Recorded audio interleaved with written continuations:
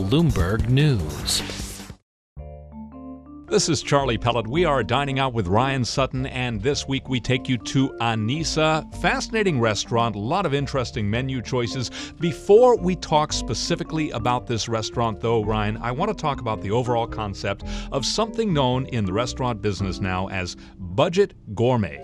Well, when we mean budget gourmet, I like to think of the small chef-owned restaurants that have opened up in the past, 5 or so years. I like to think of the post-Bear and post-Lehman restaurants. I like to think of restaurants like Teresi Italian Specialties or the Brooklyn Star. Restaurants that serve gourmet, ambitious food that's also affordable. And the reason it's affordable is because it's usually served in a stripped-down setting.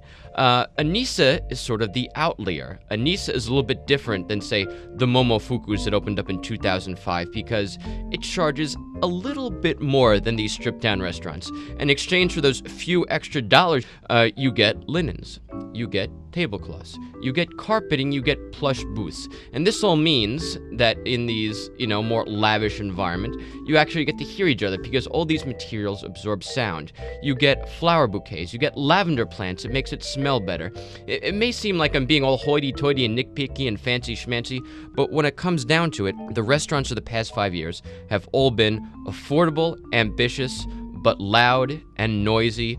Place so dark you can barely see the menu. There's a charge for the bread menu. Instead of, art, there's, poster of John McEnroe or Billy Joel. Here at Annisa, you have fancy food in a fancy setting with prices that aren't actually outrageous. Sounds like a delightful room, sounds like a delightful location, but at the end of the day, Ryan, it all comes down to what's on the plate. Tell us about the food. The food is very good, and the food is not that expensive, as I said. You have a really good duo of lobster.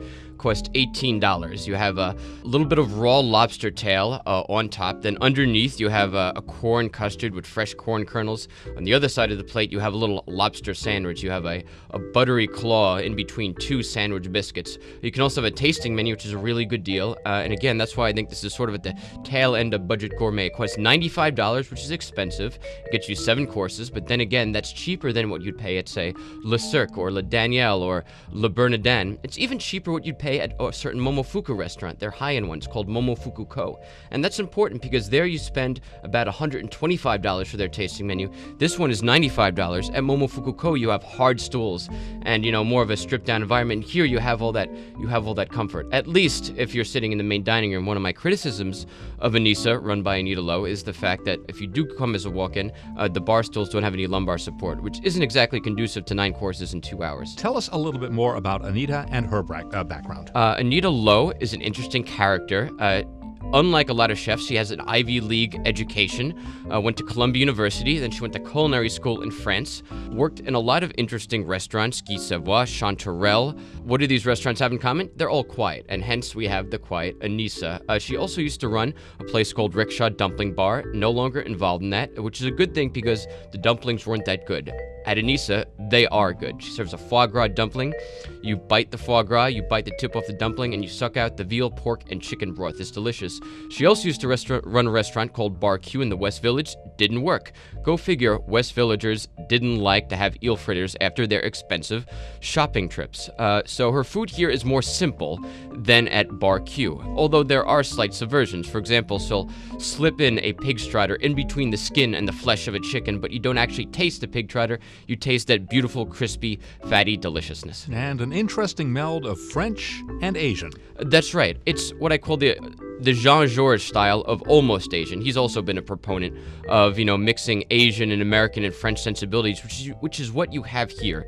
You don't think of Annisa as, an Asian or an foreign with the capital F restaurant. You think of it as a restaurant that serves a really good trio of duck, rillette, really heady, seared breast, really gamey, and a faux-like soup that's really intense. And what's also clever about it is there's these nice little meat bites at the bottom. And what you don't even realize until afterwards is that you're actually eating heart and gizzard. And so for a chef to be able to take something that's so, intense and funky to make it taste good, and the fact you don't even know you're eating heart and, duck stomach, I think that's an achievement. As we wrap things up, tell me all about the desserts. Desserts are uneven like some of the things in the restaurant. I'd have to say steer clear of the almond panna cotta, which is thin and watery. The better bet is to go with the poppy seed bread pudding, which is just like any other bread pudding, and like any bread pudding should be. It's soft and custardy and has a few poppy seeds. And again, I'm a little bit disappointed in the desserts and some of the other parts of the menu because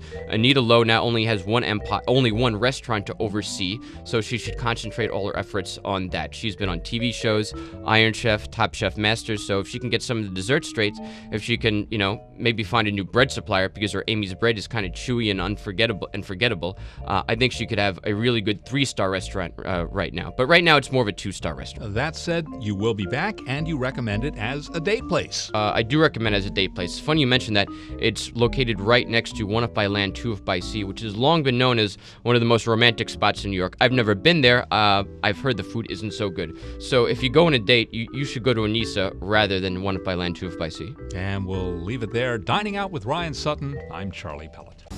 Hear more Bloomberg News reports on the Bloomberg Terminal at AV Go, on Bloomberg Television, and on Bloomberg Radio. Copyright Bloomberg LP 2010.